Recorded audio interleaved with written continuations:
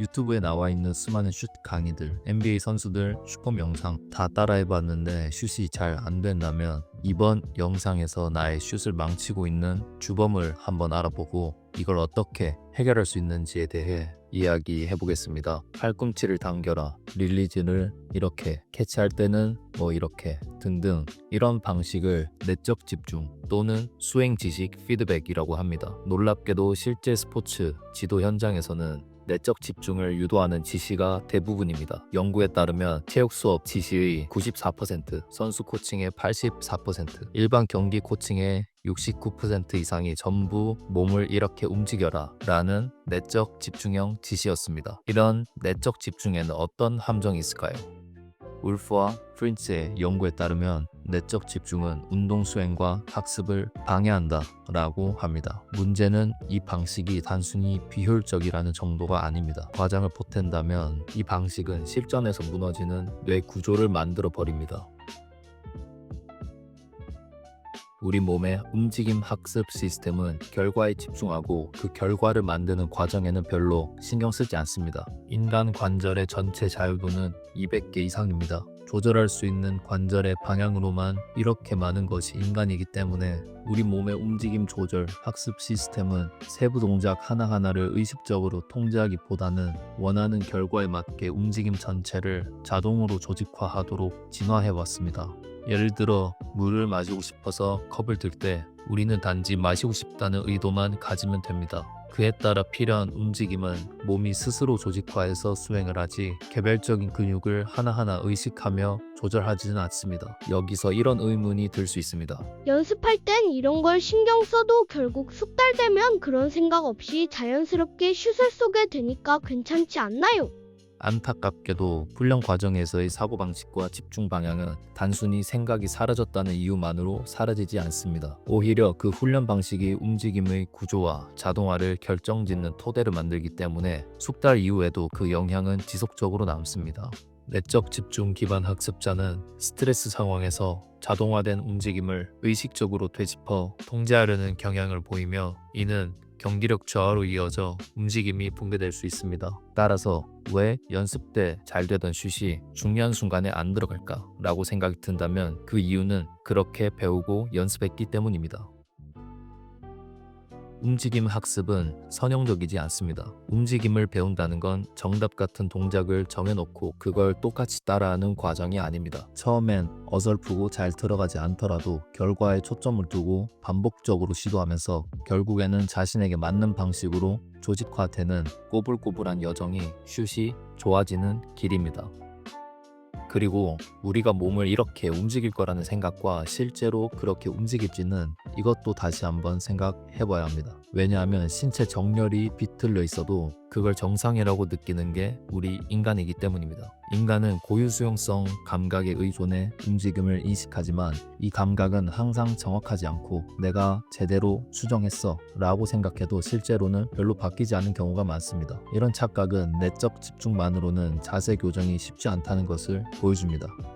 따라서 슈팅이라는 움직임을 학습하기 위해서는 외적 집중과 결과지식 피드백을 활용해야 합니다. 외적 집중이란 내 팔꿈치가 잘 당겨졌나? 처럼 내 몸에 집중하는 것이 아니라 공이 림에 어떻게 들어가고 있나? 어디를 보고 내가 지금 슛을 쏘고 있나? 처럼 움직임의 결과에 집중하는 것을 말합니다. 결과지식 피드백이란 지금 캐치가 잘못되었어 와 같은 과정 중심의 피드백이 아니라 공이 림 오른쪽으로 빗나갔다. 공이 들어갔지만 어느 부분에 맞고 들어갔다. 처럼 결과 자체에 대한 정보를 말합니다. 이러한 피드백은 몸이 스스로 움직임을 조정하는 기준이 됩니다. 왜냐하면 우리 몸은 어떻게 움직일까 보다 어떤 결과를 이루고 싶은가에 따라 움직임을 조절하는 시스템을 가지고 있기 때문입니다. 이를 행동효과 가설이라고 합니다. 따라서 슛을 잘 쏘고 싶다면 몸을 컨트롤하려고 하지 말고 결과를 의도해야 합니다.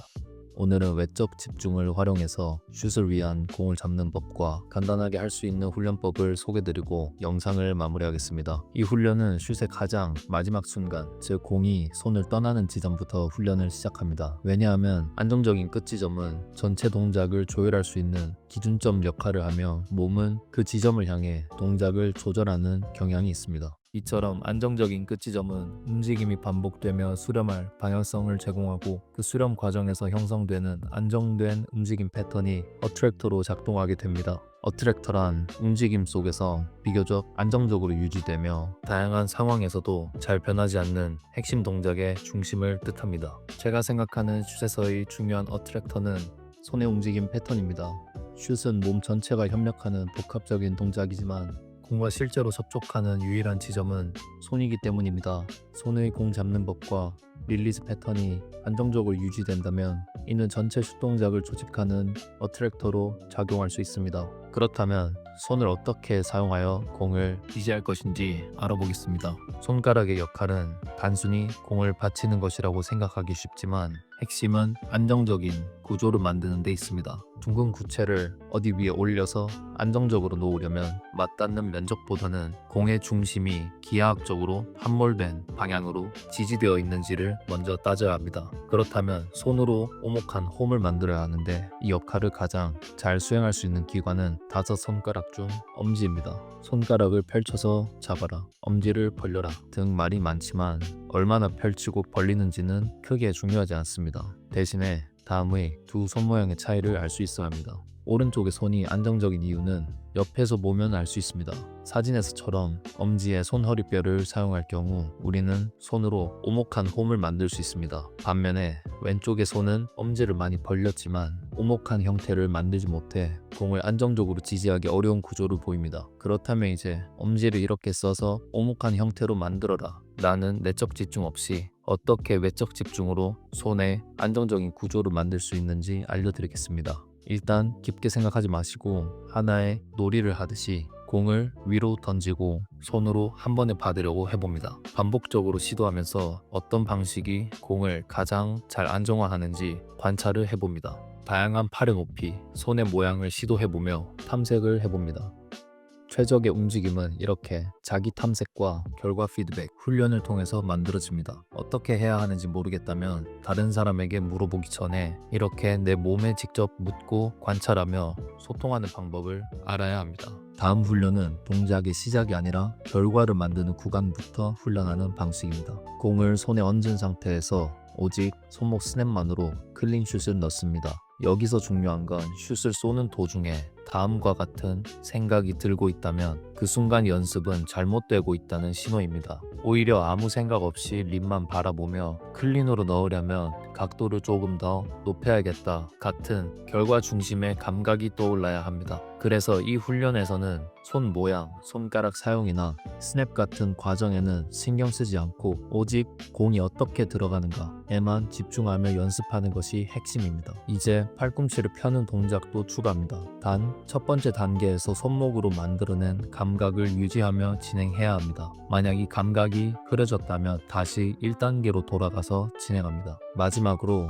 거리를 늘려가며 어깨, 무릎 등 다른 관절들을 점진적으로 개입시킵니다. 중요한 건 어떤 동작을 추가해도 공이 손을 떠나는 순간의 감각을 동일하게 유지하려고 하고 결과 지식에 집중해야 합니다. 이 연습이 효과적인 이유는 훈련에서의 집중 방향이 실제 경기 상황과 일치하기 때문입니다. 실전에서는 이런저런 생각을 할 시간도 없고 생각을 했다면 재투자 현상 때문에 슈팅 확률이 떨어지게 됩니다. 경기에서 우리가 할 수 있는 것은 림을 보고 쏘는 것밖에 없습니다. 연습에서도 경기에서처럼 결과에 집중하는 방식으로 해야 경기에서 결과를 만들어내는 능력이 자연스럽게 나오게 됩니다. 오늘 이야기한 내용을 둘러싼 맥락에는 잘 알려지지 않았지만 더 깊이 있고 흥미로운 관점과 개념들이 많습니다. 앞으로는 이런 개념들을 쉽고 실전에 써먹을 수 있게 훈련과 같이 차근차근 풀어볼 예정입니다.